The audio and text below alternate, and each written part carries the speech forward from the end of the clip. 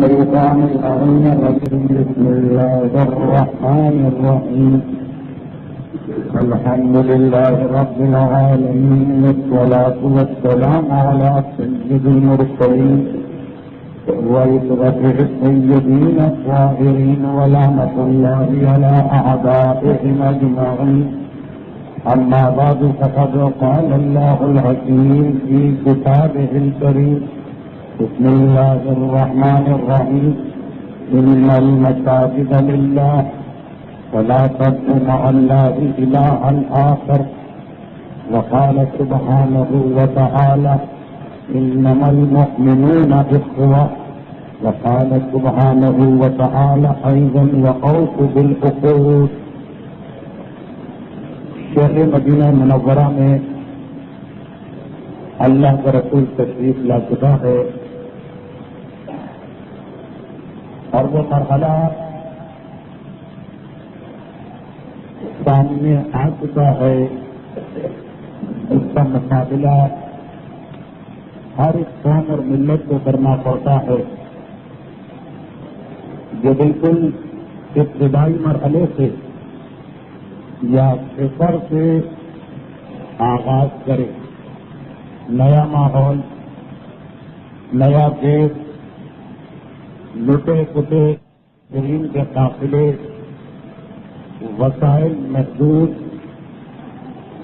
بہت بڑا دشمن مکے میں غصے کے دل ملا رہا ہے، اور چھپے ہوئے دشمن یہودیوں کی صورت میں مدینہ منورہ میں موجود ہیں. اتنے سارے مسائل ہیں، اور عام دنیاوی اعتبار سے کام کرتے ہوئے ان مسائل کو حل کرنا ہے. پیغمبر اسلام اپنی حقیقی قوت یا معجزے کی طاقت کا مظاہرہ نہیں کر سکتے. تو اب یہ دیکھا جائے کہ اللہ کے رسول نے جو نہیں کر سکتے کا مطلب یہ ہے کہ پروردگار کی جانب سے پابندی ہے. تو یہ دیکھا جائے کہ اللہ کے رسول نے اپنی انداز سے مسلمانوں کی پہلی حکومت، پہلی مملکت اور پہلی ریاست کی بنیادوں کو مضبوط اور مستحکم کیا. آج سیرت رسول خدا کے سلسلے کی جو 62ویں تقریب، یہ انتہائی اہم موڑ ہے سیرت رسول بلکہ تاریخ اسلام کا. یہ واضح کر دیا جائے کہ اسلامی سال چونکہ محرم سے شروع ہوتا، اس لیے ہجرت کے بعد کا پہلا سال صرف 10 مہینے کے مشتمل ہے، کیونکہ ہجرت ہوئی ہی ربیع الاول کے مہینے میں. یہ ابتدائی 10 مہینے کے حالات ہیں جنہیں آپ کی خدمت میں پیش کرنا ہے. پیغمبر اسلام حضرت ابو ایوب انصاری کے گھر میں مقیم ہیں.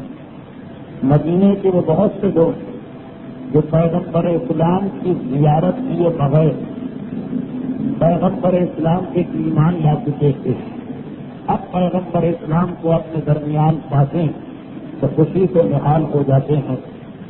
اور مدینے کے وہ افراد جو پیغمبر کی غیر موجودگی میں 2 سال پیغمبر کے شاگردوں نے جو تبلیغ کی ہے، اس کے نتیجے پیغمبر سے متاثر تو ہو چکے تھے، لیکن پیغمبر کو دیکھے بغیر اسلام قبول کرنے سے انکار کر رہے تھے. وہ بھی اب روزانہ گروہ در گروہ آتے اور پیغمبر اسلام کے ہاتھ سے اسلام قبول کرتے.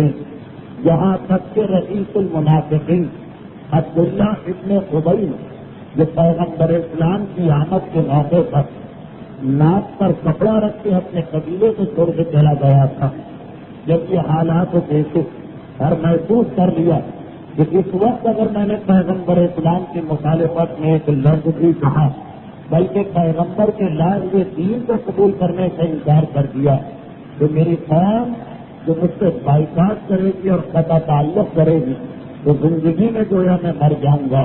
چنانچہ بدر جائے مجبور عبداللہ ابن ابی جیسے شخص کو بھی آج اسلام قبول کرنا پڑا.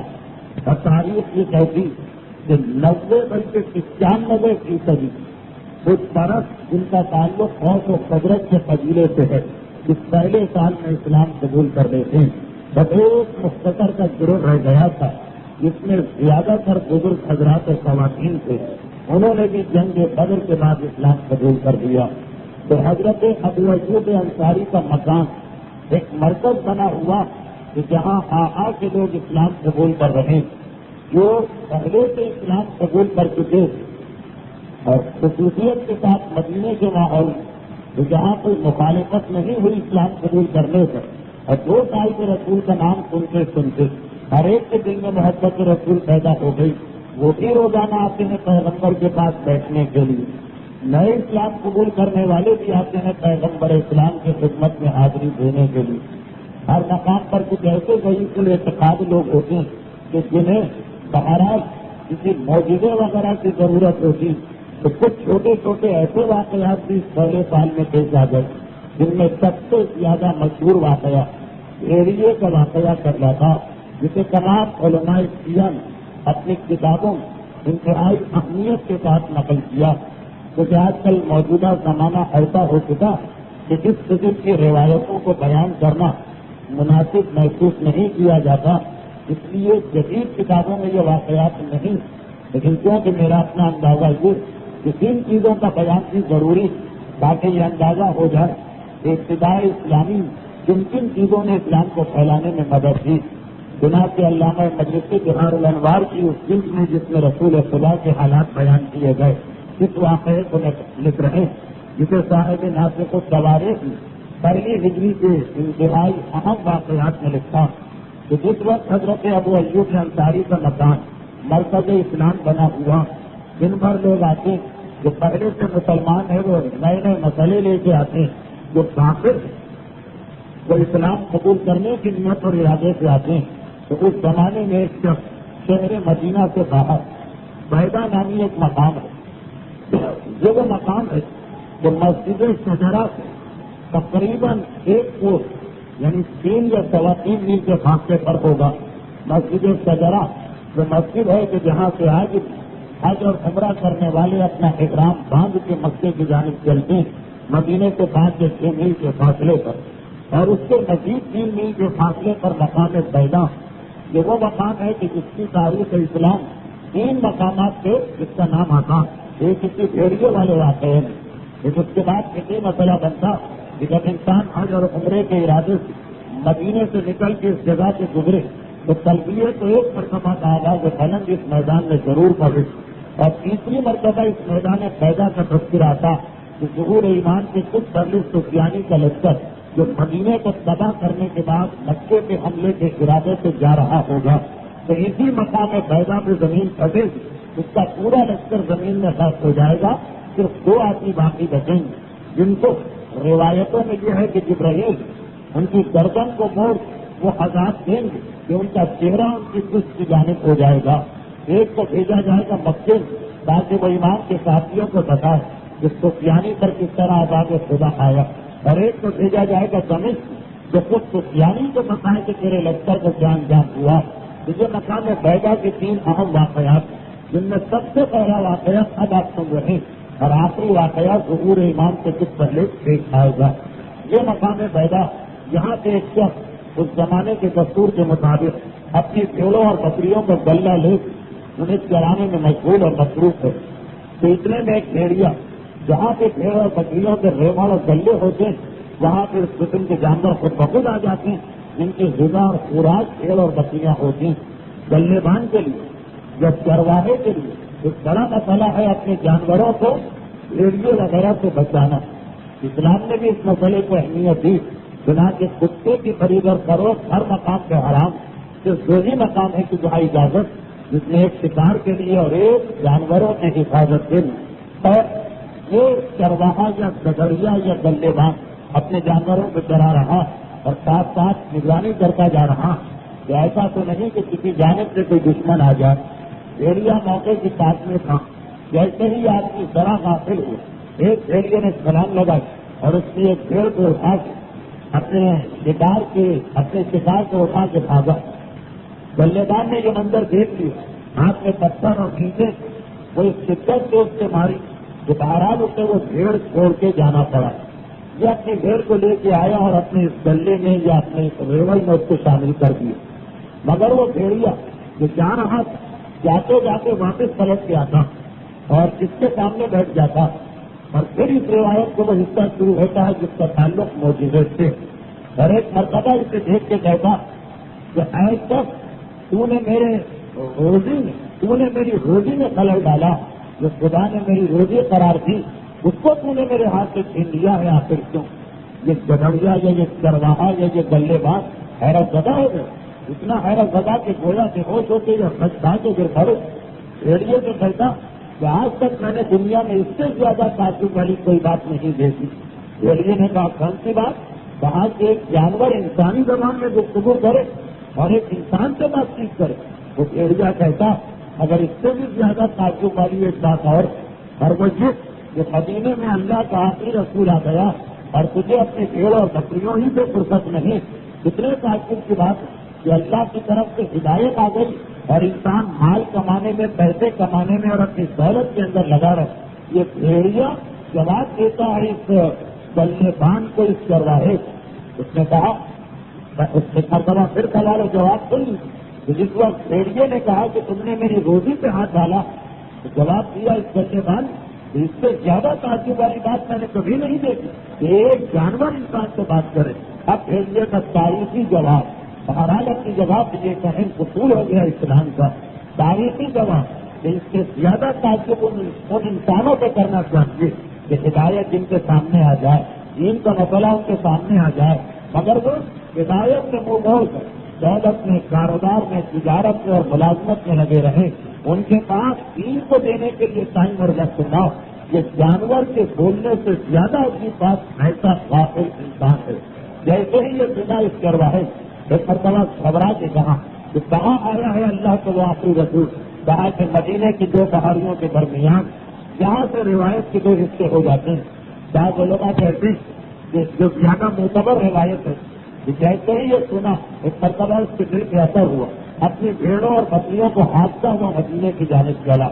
لیکن بعض علماء یہاں پہ ایک جملہ خیر بڑھا دیتے جو زیادہ معتبر تو نہیں لیکن تاریخ کی کتابوں میں ایک مرتبہ یہ آدمی کہتا کہ میں مدینے جا کے دیکھنا چاہتا ہوں کہ وہ کون آنے والا جس کا تذکرہ تو کر رہا. ریڈیو نے کہا جا کے دیکھ اس عرصے میں تیرے جانوروں کی دیکھ بھال اور حفاظت میرا کام. یہ ٹکڑا معجزے کی ایک روایت میں ہے، لیکن زیادہ تر روایتوں میں وہ پہلا جملہ کہ بھیڑیے کی بات سن کر اپنے جانوروں کو ہانپتا ہوا لے چلا شہر مدینہ میں داخل ہوا. پتا چلا کہ یہاں کا تو واقعہ سما ہی کچھ اور، حالت ہی بدل چکی، ماحول ہی تبدیل ہو چکا. اور جس سے پوچھتا ہر ایک بتاتا ارے تو تھا کہاں؟ مجھے معلوم نہیں کہ چند دنوں میں کتنا بڑا انقلاب آ گیا. تو لگا رہا اپنے جانوروں اور یہاں ہمیں اتنی بڑی نعمت اور دولت پروردگار نے عطا کی کہ جتنا شکر ادا کرے کم. گھبرا کے یہ بھی حضرت ابو ایوب انصاری کے مقام میں پہنچا جو بالکل ابتدائی زمانے کا واقعہ. تو تب آپ اندازہ کریں کہ یہ پیغمبر کے آنے کے بعد کتنے دنوں میں آ گئے تو اس کو یہ پتا نہ چل سکا کہ مدینے میں کیا انقلاب آیا. شاید مشکل سے 2 ہفتے کے اندر پیغمبر اسلام کے پاس پہنچا اور کہا کہ اے شخص میں تجھے نہیں جانتا، میں شہر کے باہر ویرانوں میں جانوروں کی دیکھ بھال کے لیے رکھتا ہوں، مگر اس وقت ایک بھیڑیے نے مجھے بھیجا ہے آپ کے پاس. یہ کہہ کے پورا واقعہ سنایا. پیغمبر اسلام نے کہا اس میں تعجب کی کیا بات ہے؟ اب جب یہ واقعہ سنایا تو جتنا مجمع بیٹھا ہے سب حیران ہو گئے. پیغمبر نے کہا کہ اس میں تعجب کی کیا بات ہے؟ یہ جو کچھ بھی تم نے سنا یہ قیامت کی نشانیوں میں سے ایک نشانی. اور تمہیں کیا پتا جب قیامت اور قریب آئے گی تو حالت کی ہو ایک انسان اپنے گھر سے نکل کے جائے گا، جب واپس گھر میں آئے گا تو یا اس کا جوتا یا اس کا ہاتھا یا اس کا تابیانہ اسے بتا دے گا کہ تمہاری خیر موجودگی میں کیا واقعات اور حالات پیش آئے. تمہیں بھیڑیے کے بولنے پہ تعجب کر رہے. ایک زمانے میں لکڑی بولے گی، ایک زمانے میں چمڑا بولے گا، ایک زمانے میں انسان کے استعمال کی چیزیں بولے گی. اور آج ہم دیکھ رہے کہ پیغمبر کی وہ حدیث جس کو اس وقت بالکل ایک عام حدیث سمجھا گیا ہوگا، لیکن آج ہمارے سامنے کتنے ہی ایسے سائنسی آلات ہیں جو چمڑے سے بنائے جاتے ہیں یا لکڑی سے بنائے جاتے ہیں یا گھر کی عام استعمال کی چیزوں سے، اور جب کیا ہے وہ بولنے بھی لگتے ہیں اور وہ انسان کو ان چیزوں کی گواہی بھی دے سکتے ہیں کہ اس کے غیر موجودگی میں بے جان میں باتیں. بہرحال میں موضوع سے ہٹ جاؤں گا.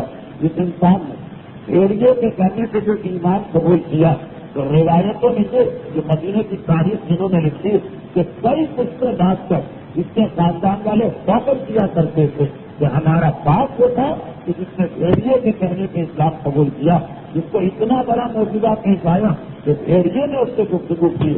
یہ جناب ابو ایوب انصاری کے مکان میں واقعہ پیش آیا، جس ایک واقعے کی وجہ سے ان لوگوں کو بھی ایک اطمینان قلبی حاصل ہو گیا کہ جو دلیلوں کی زبان کو زیادہ نہیں سمجھتے بلکہ جن کے لیے اس قسم کے واقعات ضروری ہوتے۔ پیغمبر کی حدیث بھی ہے کہ ہر انسان کے لیے ایک الگ قسم کی دلیل ہوتی، کسی کو منطق و فلسفہ سمجھ میں آتا، کسی کو موجودات سمجھ میں آتے، کسی کے لیے قرآن اور حدیث کافی، تو ہر ایک سے اس کی عقل کے مطابق گفتگو کر کے اسے دین کے قریب لانا۔ بہرحال حضرت ابو ایوب انصاری کا مکان یہ مرکز بنا ہوا، لیکن اسلام اس کو پسند ہی نہیں کرتا کہ کسی عام انسان کا مکان یا کسی بھی انسان کا مکان مرکز بنے دین کے لیے۔ دوسرے الفاظ میں جملہ کہتا ہوں جس کی تشریح میں اگر میں گیا تو بہت ہی زیادہ وقت نکل جائے گا، بہت مختصر کر دوں کہ اسلام کا کام کبھی کسی شخصیت کے حوالے سے نہیں ہونا چاہیے۔ شخصیتیں ثانی، آج ایک انسان بہت ہی لمبا چڑھا پروگرام شروع کرتا، لیکن اگر سارا کا سارا پروگرام اس نے اپنے آپ سے دیا ہوا، اس کا انتقال ہوا، کام ختم ہو کے رہ جائے گا۔ اسلام چاہتا کہ ہر جگہ مرکز بنائے جائے، ایسے مرکز کہ اگر ایک شخصیت انتقال بھی کر جائے تو اس کی جگہ دوسری شخصیت موجود ہو، مرکز نہیں ٹوٹنا چاہیے۔ جو انقلاب اسلامی ایران نے ہمارے سامنے اسی حقیقت کو پیش کیا۔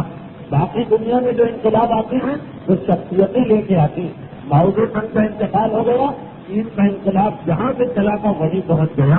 لینن کا انتقال ہو گیا، روس کا انقلاب انہی چیزوں کو قبول کر رہا جس کی مذمت میں لینن انقلاب لے کے آیا تھا۔ اور آپ کے انقلاب لانے والے انتقال کر گئے، دوبارہ وہی خرابیاں پیدا ہو گئی۔ ایران کے بارے میں بھی سوچا تو یہی گیا تھا کہ اگر 10-15 بڑے بڑے علماء کو اور صف اول کے قائدین کو شہید کر دیا جائے، صدر، وزیر اعظم اسی انداز سے کچھ مراجع، تو پھر یہ انقلاب ایران بھی ناکام ہو جائے گا۔ لیکن کیونکہ انقلاب ایران اسلام کا انقلاب ہے، پیغمبر اسلام کی سیرت کو دیکھ کے لایا گیا، اس لیے ہم نے دیکھا کہ شخصیتیں اور بڑی بڑی شخصیتیں شہید ہوتی چلی گئیں، مگر انقلاب میں کوئی فرق نہیں آیا، کیونکہ اسلام کا کام ہمیشہ کسی طریقے سے ہونا چاہیے کہ کسی ایک شخصیت یا کسی ایک ذات کے حوالے سے کام نہ ہو بلکہ ایک مرکز بنایا جائے۔ پیغمبر نے بھی دیکھا ابو ایوب انصاری کا مکان ایک مرکز تو بن رہا، لیکن یہ مرکز اسلام کے اعتبار سے صحیح نہیں۔ چنانچہ پیغمبر مسجد کی صورت میں مسلمانوں کو ایک ایسا مرکز دینا چاہا جو ہمیشہ شخصیتوں کا انتقال ہو جائے، وارث ناراض ہو جائے، جو ڈونیشن یا جائیداد دی ہے واپس لے لیں، لیکن مسجد اگر مرکز ہوگا تو کبھی بھی کوئی تبدیلی نہیں آ سکتی۔ پیغمبر نے اب ایک مسجد کو بنانا چاہا۔ ان المساجد للہ فلا تدعوا مع اللہ الہا آخر، یہ جو قرآن کریم کہہ رہا کہ یاد رکھو مساجد یعنی مسجد اللہ کا گھر، بس مسجد میں اللہ کے علاوہ کسی کا نام نہیں لینا چاہیے۔ پیغمبر اسلام اس مرکز کو بنا رہے ہیں، اور یہ مرکز بڑے عجیب طریقے سے بن رہا، کیونکہ جس وقت مسجد کو مرکز بنایا گیا تو ہمارے سامنے 2 اہم روایتیں آئیں۔ البتہ ضمنی طور پر ایک بات میں اور بتا دوں کہ پیغمبر اسلام کے مدینے میں آنے سے پہلے آپ کو یاد ہوگا تقریباً 10 تقریروں پہلے میں نے یہ عرض کیا تھا کہ خود ابن زرارہ ایک انتہائی اہم شخصیت ہے جو اسلام کو مدینے میں لانے والوں اکبرین انسانوں میں آتے ہیں۔ بنیاد رکھی ہے انہوں نے شہر مدینہ میں اسلام کو۔ یہ وہی شخص ہیں کہ جو مینا کے میدان میں رسول سے جنہوں نے ملاقات کی، انہوں نے جب مدینے میں اسلام کو پہنچایا، ایک چھوٹا سا باغ تھا، ایک چھوٹا سا ان کے پاس زمین کا ٹکڑا تھا، اس میں انہوں نے نماز جماعت شروع کرا، اور سب سے پہلے امام جماعت کی یہ خود ہی بنے، کیونکہ ان کے علاوہ مدینے میں اور کوئی ایسا مسلمان نہ تھا۔ یہ نماز جماعت پڑھاتے تھے، لوگ نماز پڑھا کرتے تھے۔ جب کچھ عرصہ گزر گیا کہ کوئی آدمی آج آ رہا ہے، کوئی کل آ رہا ہے، جس کو جس دن فرصت ملے، تو ایک دن مدینے کے یہ پیغمبر کے آنے سے پہلے کی بات ہے، ایک دن مدینے کے مسلمانوں نے جن کی تعداد بہت کم تھی، یہ کہا کہ ہے تو ہم ایسا کیوں نہ کریں کہ کوئی ایسا دن مقرر کریں جس دن سب کے سب لوگ جمع ہو سکیں آسانی کے ساتھ۔ اور پھر یہ بات ہوئی کہ ہمارے یہاں یہودی ہیں، یہودیوں کے پاس ہفتے کا دن ہے، وہ ہفتے کے دن ایک جگہ جمع ہوتے ہیں، کیونکہ عیسائی بھی رہتے ہیں مدینے کے قریب، ان کے پاس اتوار کا دن ہے، وہ اتوار کو جمع ہوتے ہیں، تو ہم جمعے کا دن اپنے لیے مقرر کر لیتے ہیں۔ اچھا اس زمانے میں جمعہ نہیں چلاتا، جمعے کا نام تھا یوم عروبہ، عروبہ کہتے تھے۔ اب اس کو یہ بات پسند آ گئی، بات ہے ٹھیک ہے، ایک دن تو ہم ایسا رکھتے ہیں کہ ہر مسلمان کو اپنا ٹائم قربان کر کے اس دن تو ضرور آنا، اور مزید آسانی کے لیے کہ لوگ آئیں گے دن بھر بیٹھیں گے۔ اب تو اس نے زرارہ اپنے دن میں یہ کام لے لیا کہ اپنے جانوروں میں سے ایک گوشتن سے ہر جمعے کے دن ذبح کراتے ہیں اور اس کا گوشت پکا کے دوپہر اور رات کا کھانا اب خود کی جانب سے ہوا کرتا، کیونکہ عربی میں جس کے لیے لفظ جمع آیا اس لیے وہ دن جو ہمیں جمعہ کہلایا، یعنی لوگوں کے جمع ہونے کا دن۔ تو اب تک کتنے زرارہ کے سفر بھی حاصل جو مدینے میں پہلا مرکز انہوں نے بنایا، اور ان کی وجہ سے جو فرائیڈے کا دن ہے وہ دن جمعہ کا دن کہلایا، جس کا تذکرہ بعد میں قرآن سے سورہ جمعہ میں بھی آ گیا۔ یہ نام حقوق کی وجہ سے ملا ہے یوم جمعہ کو۔ تو ایک گوشت ذبح ہوتا، یہ بھی اسلام کی ایک حکمت۔ پیغمبر نے جب پہلی دعوت دی تو دل اشیاء کی دعوت کی، کھانے پینے کا انتظام کیا، پھر دین کو پیش کیا۔ تو دن میں ضرورت نماز کے لیے اور تبلیغ کے لیے مسلمانوں کو جمع کر رہے ہیں، لیکن پتا ہے کہ یہ صوفی تبلیغ یا خود کو تبلیغ اتنی زیادہ مفید نہیں ہوتی، اس لیے روز ہر جمعے کو ایک جانور کو ذبح کرتے ہیں، اس کا گوشت کھلاتے ہیں اور اس بہانے سے دین کا کام آگے بڑھاتے ہیں۔ جب پیغمبر اسلام شہر مدینہ میں آ گئے تو اب خود جہاں نماز پڑھا رہے تھے وہاں نماز ہوتی رہی، بس اتنی تبدیلی آ گئی کہ اب پیغمبر نماز پڑھاتے ہیں۔ لیکن جب 7 مہینے گزر گئے تو پیغمبر اسلام نے کہا جب مسلمانوں کی تعداد بہت بڑھ گئی اور وہ جو چھوٹا سا میدان، وہ میدان مسلمانوں کے لیے کافی نہیں رہا، وہ جناب اسد اس دوران انتقال بھی کر گئے۔ پیغمبر نے کہا کہ ہمیں اس کے لیے ایک مرکز بنانا پڑے گا، جناب مسجد النبوی کی تعمیر شروع ہونے جا رہی۔ پیغمبر نے کہا کہ مرکز وہی بنے گا جہاں میری اونٹنی آ کے بیٹھی تھی۔ یاد ہوگا آپ کو کہ اونٹنی جناب ابو ایوب انصاری کے مکان میں نہیں پہنچی، بلکہ مکان کے سامنے جو زمین تھی وہاں جا کے بیٹھی تھی۔ یہ زمین کس کی ہے؟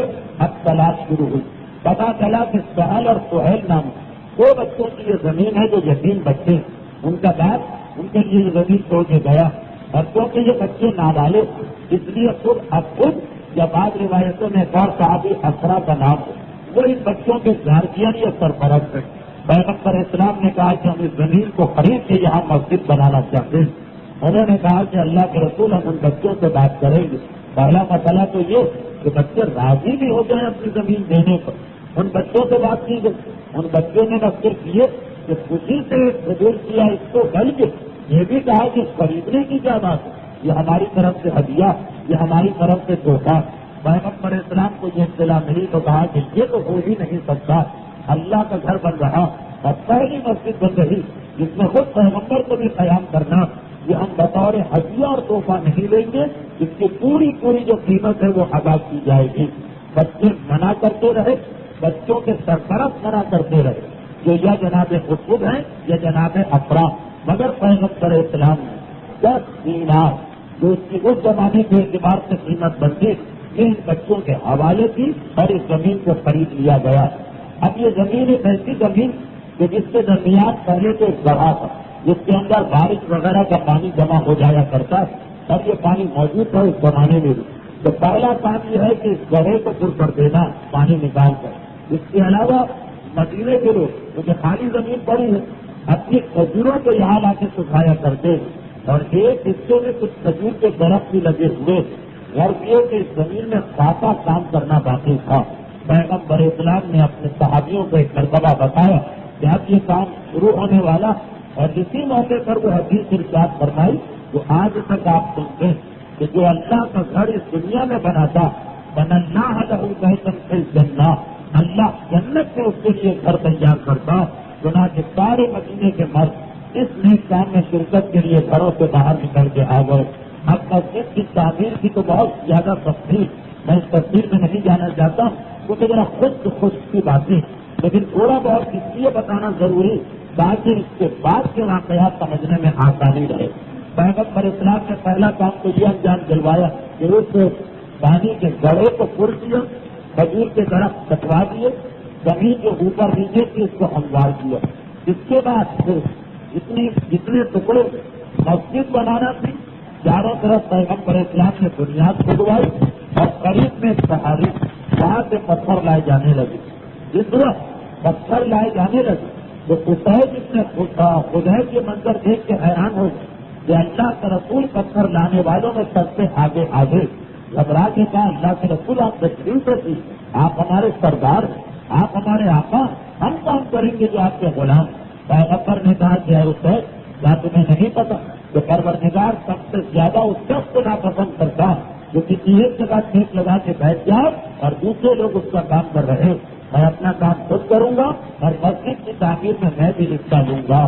یہ کہہ کے پیغمبر اسلام نے جناب قصید کو منع کیا اور عام مزدور کی طرح سے انہی لوگوں کے ساتھ لگے رہے۔ اس منظر کو دیکھ کر مدینے کے مسلمانوں کا جوش و خروش دور کر گیا اور چاروں طرف سے پیغمبر کو جب کام کرتے دیکھا گیا تو چاروں طرف سے لوگ گھمنڈ سے آ گئے۔ چنانچہ کسی نے اس موقع پر یہ شعر بھی کہا لیکن صاحب نہ وہ نبی جو یعمل وَذَاقَ الْعَمَلُ الْمُضَلَّلِ، اگر ہم بیٹھ جائیں اور نبی کام کرتا رہے تو اس سے زیادہ گمراہی والا کام اور کون سا ہوگا۔ چنانچہ جوش پیدا ہوا، پتھر لائے جانے لگے۔ پتھروں سے پیغمبر نے پہلے تو بنیادوں کو بھروا دیا، اس کے بعد ایک انسان کے سب کے برابر دیوار بنائی جا رہی تھی۔ مدینے کے تمام مسلمان جوش و خروش کے ساتھ اس میں حصہ لے رہے، مگر عمار یاسر کا جوش کچھ زیادہ۔ ہر مسلمان ایک پتھر اٹھا کے لا رہا، عمار یاسر 2 پتھر اٹھا کے لا رہے اور کہتے جا رہے ایک میں اپنے لیے لا رہا ہوں اور ایک میں پیغمبر اسلام کے لیے لا رہا ہوں۔ یہ ان کی محبت ہے۔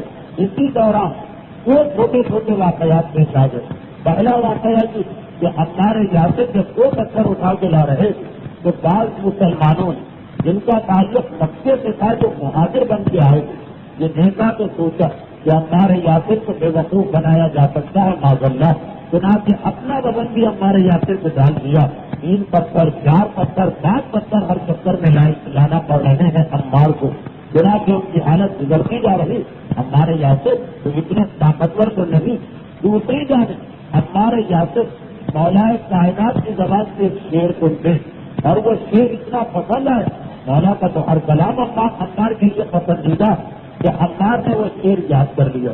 اور جب عمار یہ وزن اٹھا کے آ رہے، انسان جب کوئی کام کرتا ہے تو شعر و شاعری اس کو چاہیے ہوتی، اس وقت ان کی زبان میں یہ جملہ آ گیا، مولا کا شعر تھا کہ کیا کہ ممکن اجتبی من یعمر المساجد ویذهب فیہ قائما وقاعدا ومن جرى عن الغبار عائدا۔ 3 مصروں کا شعر ہے علی کا۔ علی کہہ رہے ہیں کہ کیا اس سے آدمی برابر ہو سکتے جن میں ایک مسجد کو بناتا اور اس مسجد میں قیام اور قبول کرتا، اور وہ آدمی کہ جو گرد و غبار سے بچنے کے لیے اپنے لباس کو سنبھال کے کونے میں بیٹھا رہتا، چاہیے تو برابر ہو سکتے۔ علی نے تو یہ شعر کہا، عمار یاسر کو یہ شعر کچھ بہت زیادہ پسند آ گیا، وہ مسلسل اس شعر کی تکرار کر رہے ہیں۔ لیکن اتفاق سے ایک صحابی نے یہ سمجھا کہ یہ میرے اوپر تانا یا مجھے تانا دیا جا رہا اور میرے اوپر طنز کیا جا رہا، کیونکہ اتفاق مسلمان ایسے ہی تھے کہ جو اپنے بہترین لباس کو گرد و غبار سے بچانے کے لیے ایک کونے میں جا کے بیٹھے ہوئے تھے، اور جب کوئی ان کے قریب سے پتھر لے کے گزرتا تھا، پتھر اٹھانا تو چھوڑ، جب کوئی ان کے قریب سے پتھر لے کے گزرتا تھا تب بھی وہ ایک مرتبہ پیچھے ہٹ کے اپنے لباس کو جھاڑنے لگتے تھے۔ علماء نے لکھا ان کا نام جناب عثمان ابن مظعون تھا، لیکن یہ بات تاریخ کو ثابت نہیں، اس لیے کہ پہلی بات تو یہ کہ یہ واقعہ پیغمبر اسلام کی ہجرت کے 6 مہینے کا، جبکہ جناب عثمان ابن مظعون کا انتقال پیغمبر کی آمد کے 3 مہینے میں ہو چکا تھا، اور پھر جناب عثمان ابن مظعون ایک اتنی بلند مرتبہ شخصیت کہ ان کے نام پر علی نے اپنے بیٹے کا نام عثمان رکھا، جو عثمان ابن مظعون پیغمبر اسلام کے دودھ شریف بھائی بھی ہے رشتے کے ساتھ۔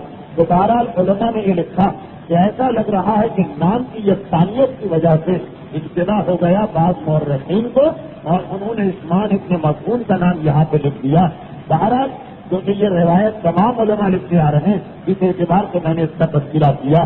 اور اس شخص نے جب یہ شعر سن کہ عمار بار بار کہہ رہے ہیں کہ مسجد بنا کے اس میں نمازیں پڑھنے والا اور وہ آدمی کے جو اپنے لباس کو گرد و غبار سے بچاتا یہ جو برابر نہیں ہو سکتے تو وہ اپنا ہتھا لے کے آیا. ہمارے یاسر کے سر پہ اپنے ہتھا سے وار کیا اور کہا کہ میں سمجھ گیا یہ تم مجھے تانا دے رہے, یہ تم میرا مذاق اڑا رہے. ہمارے یاسر ایک تو پہلے بھی مجھے پتھروں کے پتھر ان کو رکھے جا رہے اس بوجھ سے گھبرا رہے تھے. اور جب یہ جملہ سنا اور یہ سارے واقعات ایسے لوگوں کے ہاتھوں پیش آئے جو مسجد سے عمار کو جانتے ہیں, جو مدینے کے نئے مسلمان نہیں مکے کے پرانے مسلمان, تو آپ عمار بے اختیار رو دیے اور روتے ہوئے پیغمبر اسلام کے قریب آئے اور کہا اللہ کے رسول ذرا میری حالت دیکھیے, ایسا لگ رہا کہ میرے ساتھی مجھے قتل کرنے کا ارادہ رکھتے ہیں. ایک نے عصا سے حملہ کیا جبکہ میں تو فقط اپنے مولا کا شعر پڑھ رہا تھا اور دوسروں نے اپنے پتھر بھی اپنے کندھے سے اتار کے میرے کندھے پہ رکھ دیے. مجھ سے زیادہ کام دیا جا رہا جبکہ میں تو ہاتھ کی خاطر جو پتھر اٹھا کے لا رہا تھا. اس وقت پیغمبر اسلام کو جلال آیا. پہلے تو عمار کو تسلی دی, بے حد کا سمیہ ہے کتنے سمیہ کے بیٹے یہ بھی دیکھی جناب عمار یاسر کی والدہ نے کیونکہ اسلام کے راستے میں پہلی قربانی دی.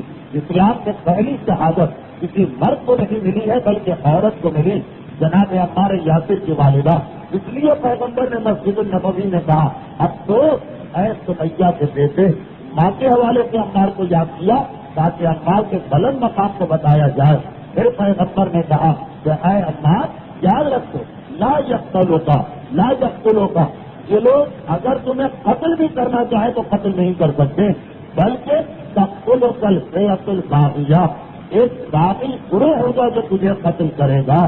مجھے مشہور حدیث پیغمبر کی بن گئی کہ جس کی وجہ سے اس واقعے سے تقریباً 40 سال کے بعد بعض مسلمانوں نے عمار کو دیکھ کے فیصلہ کیا کہ جدھر عمار ہوں گے ادھر حق ہوگا اور جو عمار کے قتل میں شریک ہے وہ یقیناً باغی گروہ ہوگا. جو مسجد النبوی کی تعمیر پہلی سن ہجری کی حدیث ہے. پیغمبر نے کہا اے عمار غم نہ کرو, اب وہ تم لوگوں کا جو تمہیں تکلیف پہنچاتے مگر یہ لوگ تمہیں قتل کر بھی نہیں سکتے. تقتلک الفئۃ الباغیہ, ایک باغی گروہ تمہیں قتل کرے گا. بہرحال اب آپ خود ہی ذہن میں لے آئیے کہ ہمارے یاسر کی شہادت صفین کے میدان میں کب سفر تو ہوئی تھی اور وہ پورا واقعہ پیغمبر کی حدیث کے بنا پہ مورخین اسلام متفق ہے اس مسئلے پر کہ آپ اسی طرف تھا کہ جدھر عمار تھے. اگر اس کے اوپر بھی ہمیں شدید اعتراض ہے. عمار کے ذریعے سے آپ کو پہچاننا ہی غلط ہے. آپ کو تو ہم علی کے ذریعے پہچانیں گے مگر یہ ان مورخین اسلام نے بہرحال حق کو اتنا گرا دیا کہ کہا کہ نہیں علی کے ذریعے بھی نہیں پہچانیں گے, عمار کے ذریعے پہچانیں گے. پر وہ بھی پیغمبر اسلام کی ایک حدیث تو ہے. اور پھر پیغمبر اسلام ایک مرتبہ مجمع کی جانب موڑے اور کہا تمہیں کیا پتا تم لوگ عمار کو پریشان کر رہے, کیا تمہیں نہیں معلوم کہ عمار لوگوں کو جنت کی طرف بلاتے ہیں اور لوگ جہنم کی طرف دوڑ کے جانا چاہتے ہیں.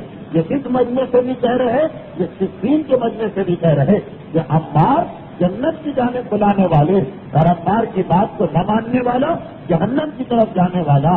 عمار مجھے اتنے عزیز ہیں کہ جیسے میری پیشانی اور میری ناک کے درمیان جو کھال ہے, میری ناک اور میری پیشانی کے درمیان جو کھال کا ٹکڑا, عمار مجھ سے اتنا قریب ہے. تو یہ پہلی حدیث مسجد النبوی کی تعمیر کے موقع پر ہمارے سامنے جناب عمار یاسر کی فضیلت میں تو آئی, لیکن اس نے یہ بھی بتا دیا کہ پیغمبر صفین کے میدان کے حق و باطل کا فیصلہ کر رہے. بہرحال عمار یاسر کے اس واقعے سے قطع نظر مسجد النبوی تعمیر ہو گئی. پیغمبر نے مسجد کی دیواریں قد اعظم بنائی اور اس انداز سے مسجد کو بنایا گیا کہ دو طرف دیواریں بنائی, تیسری طرف بالکل کھلا رکھا, چوتھی طرف پیغمبر اسلام نے 4 حجرے بنائے, ایک اپنے لیے, ایک علی کے لیے, ایک اپنی بیوی سودا کے لیے اور ایک حجرہ پیغمبر نے اس وقت زائد بنایا. اگلے سال جب جناب عائشہ کی رخصتی ہوئی تو وہ 4تھا حجرہ جناب عائشہ کو دیا گیا. تو ایک طرف 4 حجرے ہیں, 2 طرف دیواریں ہیں اور چوتھی طرف بالکل کھلی ہوئی جس سے لوگوں کی آمد و رفت ہے, یعنی مسجد النبوی ابتدا میں کوئی دروازہ نہیں بنایا گیا تھا. یہ بھی ذہن میں رکھیے گا.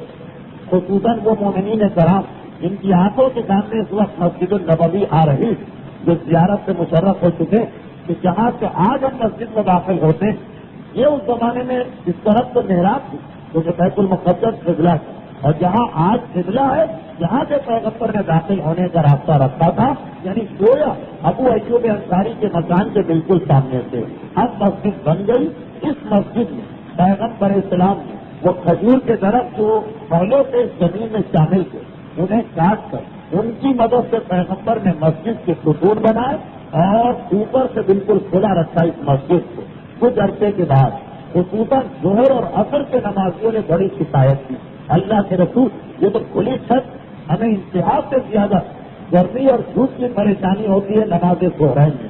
تو پیغمبر اسلام نے کھجور کے پتوں کی مدد سے اس پہ چھت بھی ڈال دی اور خطبہ دینے کے لیے پیغمبر نے کھجور کا ایک درخت باقی رکھا, باقی جو سارے کھجور کے درخت کٹوا دیے اور ان کو ستون بنایا, ایک درخت باقی رکھا. کچھ عرصے کے بعد جب اس درخت پر کافی وقت گزر گیا اور یہ بوسیدہ ہونے لگا تو پیغمبر اسلام نے باقاعدہ ایک ممبر بنوایا خطبہ دینے کے لیے, اور اسی وقت وہ معجزہ پیش آیا جس کے بارے میں آج بھی مدینے کی مسجد میں دیوار پہ پورا واقعہ لکھا ہوا کہ جب یہ ممبر بن گیا تو پیغمبر اسلام جو مسجد میں شروع سے لے کر ممبر بننے تک کھجور کے درخت کے سہارے کھڑے ہو کے خطبہ دیتے تھے. جب ممبر بن گیا تو پیغمبر ممبر میں گئے. جیسے ہی پیغمبر نے خطبہ دینا چاہا, کھجور کا وہ پرانا درخت ایک مرتبہ بلب بلب کے رونے لگا اور ایسی آواز آئی جیسے اونٹ کا بچہ اپنی ماں سے جدا ہو کے رویا کرتا. عربی میں اونٹ کے بچے کے رونے کو ہنانا کہتے ہیں, چنانچہ اس درخت کا نام ہی ہنانا بن گیا. جیسے ہی اس کے رونے کی آواز بلند ہوئی, پیغمبر اسلام ممبر سے اتر کے درخت کے قریب گئے, اس پہ ہاتھ رکھا, تسلی ہوئی اور اس کے بعد کہا کہ یہ بتا تجھے کیا چاہیے, تجھے کیا چاہیے, کیا تو ایسا جوان اور پھلدار درخت بننا چاہتا دنیا, کیا تو اس دنیا کا ایسا جوان اور پھلدار درخت بننا چاہتا کہ جب تک یہ مسجد رہے تو بھی رہے, یا تو جنت کا وہ درخت بننا چاہتا جس سے اہل جنت رطب اور کھجوریں کھایا کرے. بس ایک مرتبہ وہ درخت خاموش ہو گیا. پیغمبر نے کہا اس نے دنیا کو چھوڑ کر آخرت کو اپنے لیے پسند کیا ہے, اور یہی ہر مومن کی زندگی کا اصول ہونا چاہیے. پیغمبر اس درخت کو ایک اختیار دے کے جا رہے ہیں کہ میں ممبر پہ گیا اس لیے کہ تو پرانا اور بوسیدہ ہو گیا, لیکن اگر تو چاہے تو تجھے اتنا جوان بنایا جا سکتا کہ قیامت تک اس مسجد میں تو رہے گا, مگر پھر جنت سے محروم ہو جائے گا. اور اگر جنت چاہیے تو پھر یہ جو بوسیدگی اور بڑھاپا ہے اسے برداشت کرنا ہوگا. کھجور کے درخت نے بھی جنت کا انتخاب کیا تو وہ مومن کتنا بدقسمت یا وہ مومن کتنا کم نصیب ہے کہ جب اس کے سامنے دنیا اور آخرت میں ٹکراؤ ہوتا ہے تو وہ دنیا کو لے لیتا ہے اور فی الحال آخرت کو ادھار سمجھ کے چھوڑ دیتا ہے. کھجور کے درخت میں اتنا شعور اور احساس ہے کہ نہیں, آخرت دنیا سے زیادہ بہتر. بہرحال پیغمبر اسلام کی مسجد بن گئی اور اس کے ساتھ 4 حجرے بن گئے. اپنی بیوی جناب سودا کو ایک حجرہ دیا, خود پیغمبر ایک حجرے میں تشریف لائے, مولا کائنات کو ایک حجرہ دیا. البتہ یہ بیان کرنے میں ایسا لگ رہا کہ جیسے 4 الگ الگ مکان ہوں گے, لیکن وہ سب اتنے ایک دوسرے سے ملے ہوئے تھے کہ جتنے ہمارے 2 کمرے اتنے بھی 4 حجرے بنے ہوئے ہیں اور سب میں ایک دوسرے میں روشن دان تھا. اب پیغمبر اسلام اور مولا کائنات نے جناب ابو ایوب انصاری کے مکان سے اپنے آپ کو ان حجروں میں منتقل کیا اور مسجد کا افتتاح ہو گیا. پیغمبر اسلام نے اس دوران جو مسجد جب تک بن رہی اس دوران ایک اور کام انجام دیا, کیونکہ مسجد تو بن رہی ہے مرکز کے طور پر, جو لٹے پٹے مہاجرین آئے ان کا بھی خیال کرنا. پیغمبر نے اپنے لیے حجرے بنائے, اب ان مہاجرین کا خیال کیا جا رہا نہیں, بلکہ یہ بھی میں نے غلط کہہ دیا. اس دوران مسجد بن رہی تھی, ابھی حجرے بھی نہیں بنے. اس دوران پیغمبر نے ایک میٹنگ کی جناب انس کے مکان میں, جس میں 90 مسلمانوں کو جمع کیا, 45 مہاجر سے اور 45 انصار سے. اور ان کو کیوں جمع کیا گیا؟ ہندوستان اور پاکستان کی تقسیم کے بعد پاکستان میں ایک مطلب محکمہ بحالیات قائم ہوا تھا, ریہیبلیٹیشن کا محکمہ. جو مہاجرین آئے ان کو یہاں کی جو جائیدادیں ہیں اس میں سے حصہ دیا جائے. یہ پیغمبر اسلام نے مدینے میں سلسلہ شروع کیا. ادھر مسجد کی تعمیر شروع ہونے والی، ادھر پہلے مہاجرین کو آداب کیا۔ جناب اس کا پہلا قدم پیغمبر نے یہ اٹھایا کہ جناب انس کے مکان میں 90 مسلمانوں کو جمع کیا، 45 انصار 45 مہاجرین، اور ایک مرتبہ ایک ایک مہاجر اور ایک ایک انصاری کو ایک دوسرے کا بھائی قرار دیا۔ تو میں ضمنی طور پہ یہ بات بتا دوں، اس سے پہلے مکہ جب اسلام شروع میں آیا تھا تو جس نے اسلام قبول کیا اس کے قبیلے نے اسے دھکا دے کے اپنے میں سے نکال دیا۔ اس وقت مکے کے اندر اپنے شہر میں اسلام لانے والے بے سہارا ہو گئے تھے۔ پیغمبر نے وہاں 13 صحابیوں کو ایک دوسرے کا بھائی بنایا تھا۔ وہ چھوٹی مواقعات تھی۔ مواقعات عربی کا ایک لفظ ہے جس کے معنی ہے بھائی بنانا۔ تو پیغمبر نے مکے میں چھوٹے پیمانے پہ مواقعات کی تھی، کیونکہ وہ تو بہرحال مسلمانوں کا اپنا وطن تھا، بس ایک دوسرے کو ایک سہارا دے، اس لیے پیغمبر نے بھائی بنایا۔ لیکن آج مدینے میں تو باقاعدہ ضرورت ہے کہ جتنے بھی مہاجر آئے سب لٹے پٹے آئے، ان کے پاس کچھ بھی نہیں۔ تو پیغمبر نے پہلے سے انصار کے دل میں یہ احساس جگانے کے لیے، ایک تو یہ ہے کہ انسان ایک تقریر کر دے کہ بھائی اپنے مہاجروں کا خیال رکھنا، لیکن نہیں، پیغمبر خالی تقریر کی حد تک نہیں، باقاعدہ انصار کے دل میں احساس پیدا کرنا چاہتے ہیں کہ اسے اپنا سگا بھائی سمجھو۔ چنانچہ 45 انصار کو 45 مہاجرین کا بھائی بنایا گیا، اور ایک کے بھائی بنایا گیا کہ جن کا مزاج اور جن کی عادتیں ایک جیسی۔ وہ تاریخ کہتی کہ ابو ذر غفاری بھی اس مجمع میں تھے، وہ منذر ابن عمیر کے بھائی بنے، موسیٰ ابن عمیر مکے کے مہاجر تھے، انہیں پیغمبر اسلام نے خود ابو ایوب انصاری کا بھائی بنایا، سلمان کو حارث کا بھائی بنایا، اسی طریقے سے سب کو بھائی بنایا، 45 انصار اور 45 مہاجر۔ جب یہ بھائی بنا چکے پیغمبر تو ایک ایسا واقعہ پیش آیا جو مکے میں بھی پیش آ چکا اور آج سے پیش آ رہا۔ وہ واقعہ یہ پیش آیا کہ یہ تو سب ایک دوسرے کے بھائی بن گئے، لیکن مولا کائنات اب تنہا رہ گئے، اور ایک مرتبہ مجمع میں کھڑے ہوئے، اللہ کے رسول آپ نے سب کو ایک دوسرے کا بھائی بنایا، مگر آپ نے میرے لیے کسی بھائی کا انتخاب نہیں کیا۔ تو پیغمبر نے کہا انت اخی فی الدنیا والآخرہ، اور علی تو میرا بھائی ہے ہی اس دنیا میں بھی اور آخرت میں بھی۔ تو یہ واحد مثال۔ اچھا، مکے میں جو پیغمبر نے 13 مسلمانوں کو ایک دوسرے کا بھائی بنایا، یعنی 13 26 13 جوڑے بنائے، وہاں سے پیغمبر نے مکے والوں ہی کو ایک دوسرے کا بھائی بنایا تھا، وہاں بھی علی رہ گئے تھے۔ رسول نے کہا میں نے تمہیں اپنے